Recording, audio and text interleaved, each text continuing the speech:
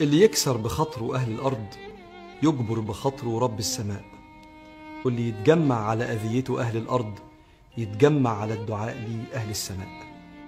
وده اللي حصل مع سيدنا رسول الله عليه الصلاة والسلام بعد 10 سنين من تكذيب قريش لدعوته وتعذيبهم لأصحابه أشد التعذيب، ورجوع النبي عليه الصلاة والسلام من الطائف على بعد 100 كيلو من مكة. كان بيدعوهم لكنهم كذبوه وسخروا منه وقذفوه بالحجارة، ويرجع قلبه مليء بالحزن على النفوس المكذبة وينام مهموم، لأن خديجة صاحبة القلب الحنون اللي كان بيفضفض معاها خلاص راحت لربنا والبيت بقى فاضي.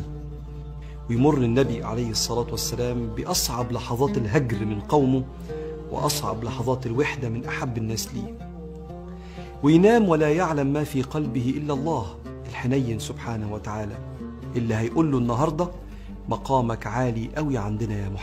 اللهم صل وسلم وبارك على سيدنا محمد وعلى آله وأصحابه وسلم. صباح الهنا والسعادة والفرح والحب على كل مشاهدين أم هنا.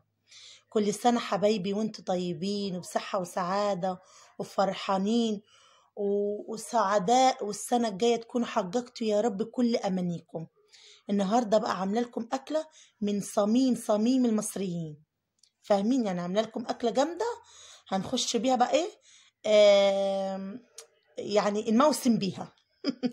كل سنة وانتم طيبين حبايبي. النهاردة تاني يوم من شعبان، ربنا يا رب يعودها علينا بألف خير وصحة وسعادة لينا ولولادنا ولكل حياتنا.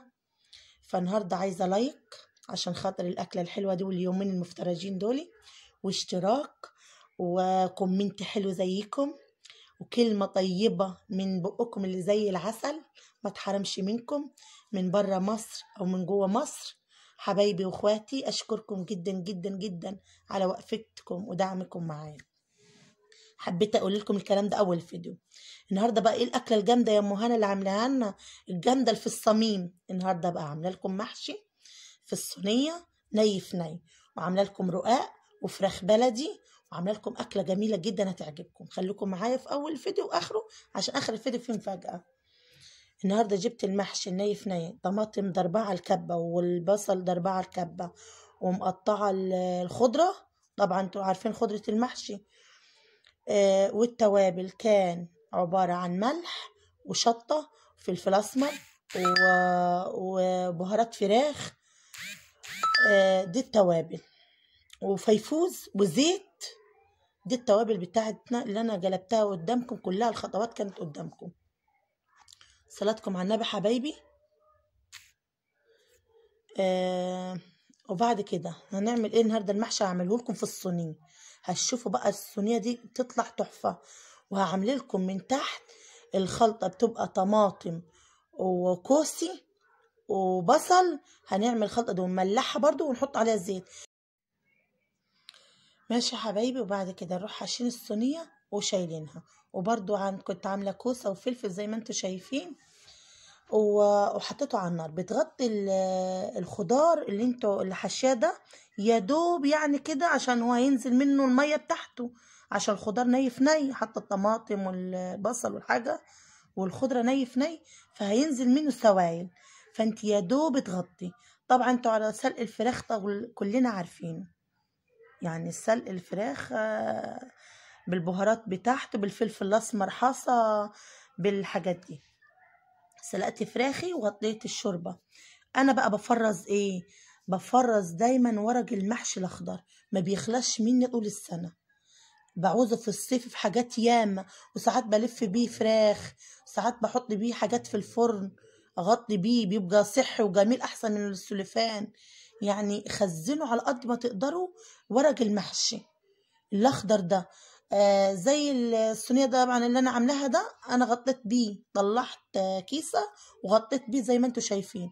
بينفع الحته دي جامد وحلوه وجامده، يعني اتغطوا بيها. تعالوا بقى، حطينا المحشي على النار بتاعنا وطلعنا الفراخ بتاعتنا، دهناها بالزبده والفلفل الاسمر، ملحناها بالملح والفلفل الاسمر والزبده وحطيتها في الفرن. تعالوا بقى بينا على ايه؟ على الجلاش الصعيدي الاصلي اللي هتاكلوا صوابعكم وراه لما تعملوا الخطوات بتاعته. صلوا على النبي وحدوا الله. ويلا بينا برضو على الصاج الجلاش بتاعنا. يعني جبت لفة من الجلاش، دهنت الصاج بالسمنة، وانا كنت مسيحة السمنة زي ما انتوا شايفين. اللي بترشيه ده يا ام هنا دي خطوة جامدة جدا لازم تعملوها.